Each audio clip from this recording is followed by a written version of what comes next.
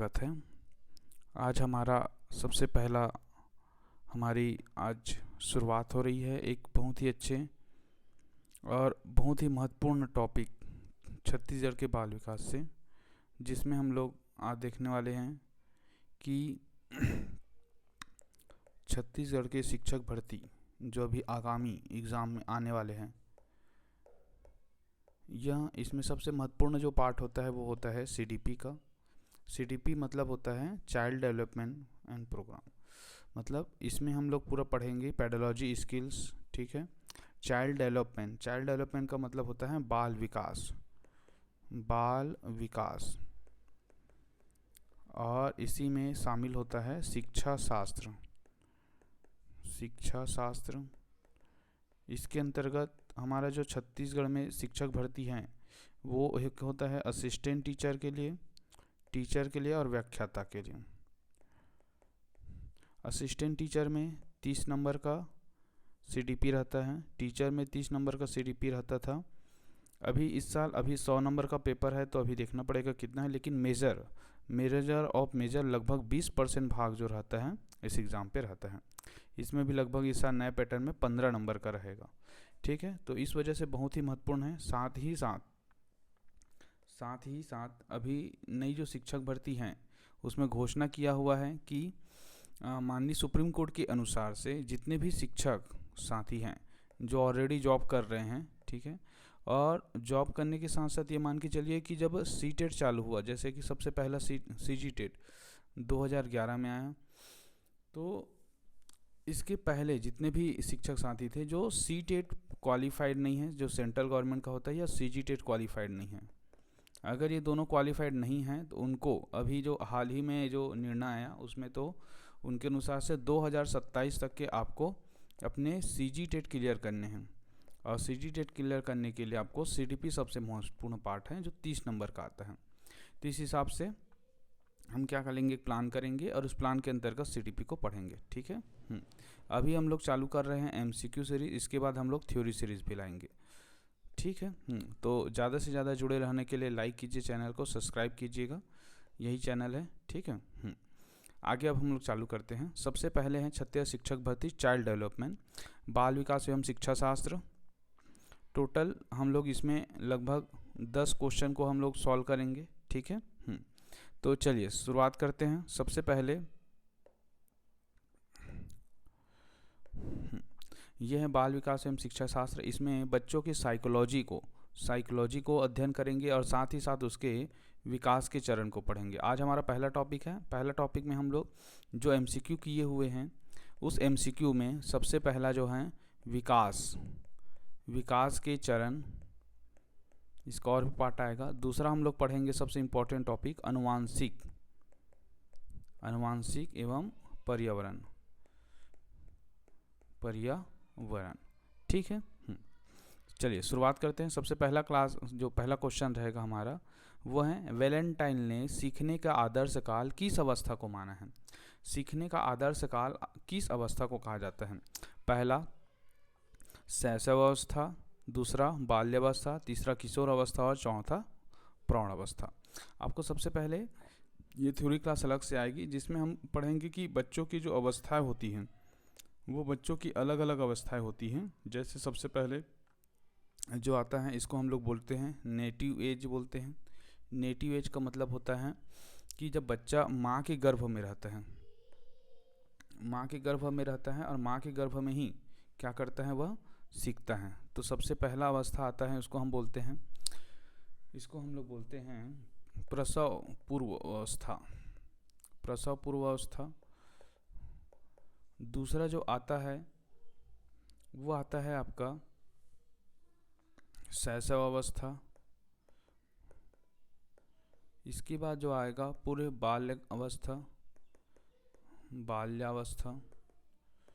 उसके बाद आता है उत्तर बाल्यावस्था और उसके बाद आता है आपका किशोरावस्था।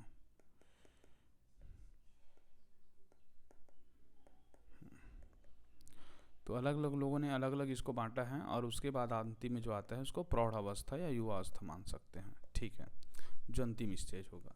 तो इस हिसाब से हमें क्या करना पढ़ना है। तो सबसे पहले सीखने का आदर्श काल किसे कहा जाता है? तो वैलेंटाइन सिरोल के अनुसार से सीखने का आदर्श काल हमने बोला जाता है शैशव काल को बोलते हैं। शैशव काल को इसलिए बोलते हैं क्योंकि यह 0 से 6 वर्ष तक के, शैशव काल का जो उम्र होता है 0 से 6 वर्ष तक के होता है, और इसमें सबसे अधिक संवेग विकसित होते हैं। ठीक है, हाँ, जो तो इसमें क्या होता है, बहुत ज़्यादा संवेग जब इसमें विकसित होते हैं तो इस वजह से वो बहुत जल्दी सीखने की कोशिश करते हैं। सबसे ज़्यादा बच्चे जो सीखता है वो बचपन में ही सीखता है। ठीक है।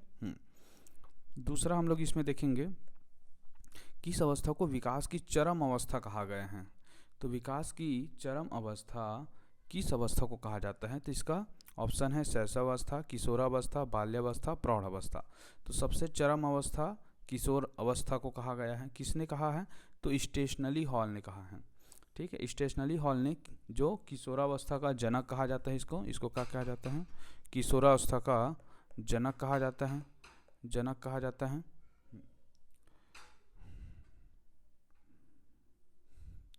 तो इसके बाद हम लोग देखेंगे कि इसमें बालक परिपक्वता की ओर अग्रसर होता है, किशोरावस्था में परिपक्वता की ओर अग्रसर होता है। तो इस पश्चात जो परिपक्वता की ओर अग्रसर होगा तो इसी वजह से सबसे इसकी चरम अवस्था कहा जाएगी। ठीक है। किशोरावस्था, किशोरावस्था को याद रखेंगे कि 12 से 18 वर्ष तक की अवस्था को बोला जाता है। ठीक है।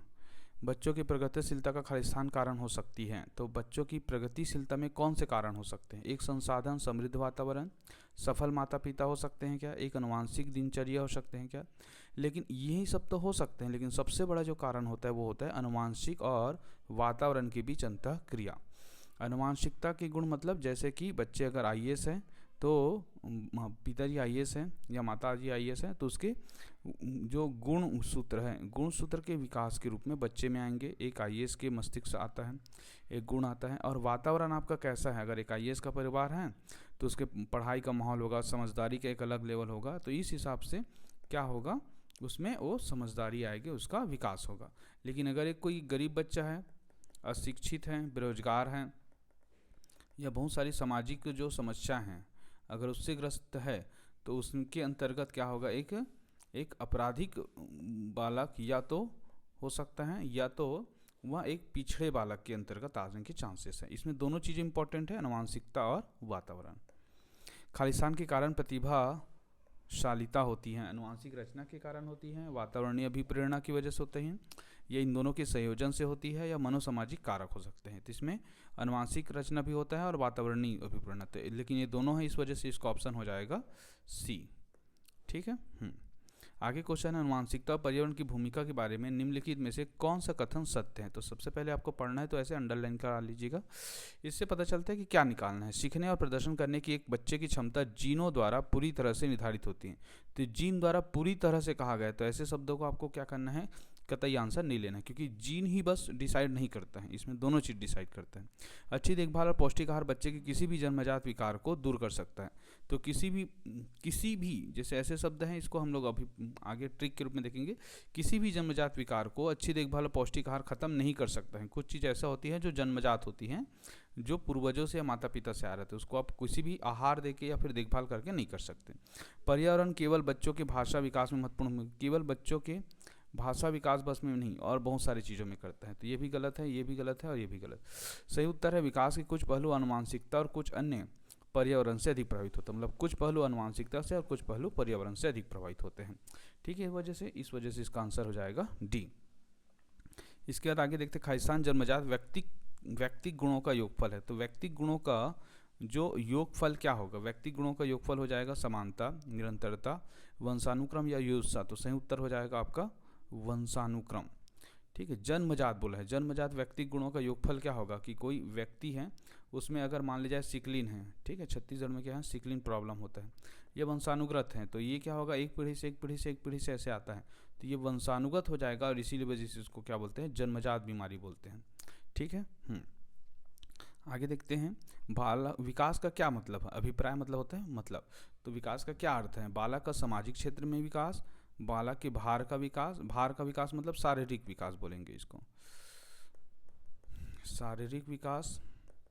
तीसरा संवेगात्मक विकास, वह प्रक्रिया जिसमें बालक परिपक्वता की ओर बढ़ता है। तो विकास जो होता है, विकास होता है, इसे बहुत सारे फैक्टर्स होते हैं, ठीक है। इसमें से होता है सामाजिक विकास भी होता है, इसमें संवेगात्मक विकास भी होता है, इसमें कौशल विकास भी होता है, इसमें और भी विकास के आयाम हो सकते हैं। लेकिन इसमें ऐसा है कि जैसे कि सामाजिक क्षेत्र हो गया, शारीरिक हो गया, ये सारे चीज़ों को सब जोड़ेंगे तब जाके होता है। तो ये एक ऑप्शन को हम लोग लेके नहीं कर सकते, ये तीनों पूरा पूरा कंप्लीट नहीं करते। इस वजह से सही उत्तर क्या होगा, वह प्रक्रिया जिसमें बालक परिपक्वता की ओर बढ़ता है, परिपक्व की ओर बढ़ते हैं, मैच्योरिटी आती है। जहाँ पे मैच्योरिटी आती है, ठीक है, जहाँ पे वो बच्चे क्या करते हैं, उस आधुनिक समाज में रहने के लायक होता है, अपने आप को स्टेबल करता है, अपने आप को अकोमोडेशन या समायोजन करता है, उसे ही हम विकास कहेंगे, ठीक है। अब वो सामाजिक भी होगा, संवेगात्मक भी होगा और कौशल विकास भी होगा। ओके, एक लास्ट क्वेश्चन देख लेते हैं।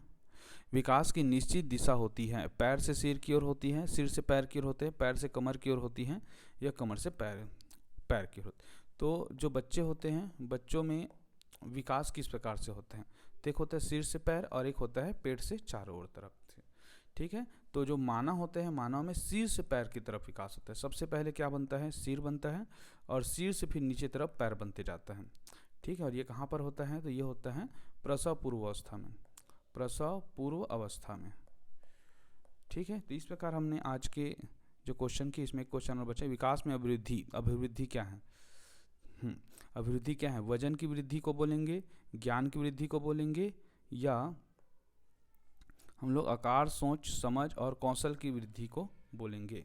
तो इसका सही उत्तर जो हो जाएगा, केवल वजन, ज्ञान या संवेग बस नहीं, मतलब क्योंकि ये केवल एक फैक्टर है, सही फैक्टर क्या हो जाएगा, आकार, सोच और कौशल की वृद्धि को बोलेंगे, ठीक है। आकार, सोच, समझ, कौशल, ये सारी वृद्धि को ही हम क्या बोलेंगे, अभिवृद्धि बोलेंगे, ठीक। कौन सी अवस्था में बालक का विकास प्रारंभ होता है, तो शैशवावस्था में होता है, बाल्यावस्था में होता है, प्रसव पूर्व अवस्था में होता है, या पूरे बाल्यावस्था में होता है। तो इसका सही उत्तर जो हो जाएगा, प्रसव पूर्व अवस्था में। प्रसव पूर्व अवस्था में जैसे हम देखेंगे कि प्रसव पूर्व अवस्था में, तो प्रसव पूर्व अवस्था में जो होता है, इसको हम लोग ने ना, ये गर्भ में होता है। गर्भ में जो अवस्था होती है वो 270 या 280 दिनों की होती है। इसको भी पूछता है, 40 सप्ताह के आसपास रहेगा, ठीक है। जहाँ पे क्या होगा कि भ्रूण कोश में जो कोशिका से क्या करते हैं, उसका शारीरिक विकास होना शुरुआत हो जाता है। ऐसा नहीं कि बच्चे जन्म होने के साथ ही उसका हाथ पैर बनता है, वो क्या होता है, गर्भ में जब रहता है तो उनका विकास होना चालू हो जाता है। इस वजह से हो जाएगा प्रसव पूर्व अवस्था, ठीक है साथियों। तो इस प्रकार से आज हमारा जो क्लास है वो कंप्लीट होता है, और आपने इस वीडियो को देखा उसके लिए थैंक्स। एंड ऐसे ही आपको ज्ञानवर्धक जो हमारे सबसे इम्पोर्टेंट टीचर भर्ती की तैयारी कर रहे हैं, या आपकी सीटेट क्लियर नहीं है, सीजीटेट क्लियर करना चाहते हैं, आप बीएड डीएड के अभ्यर्थी हैं, ठीक है, तो आप इस चैनल को लाइक, शेयर करें और सब्सक्राइब करें। Thank you.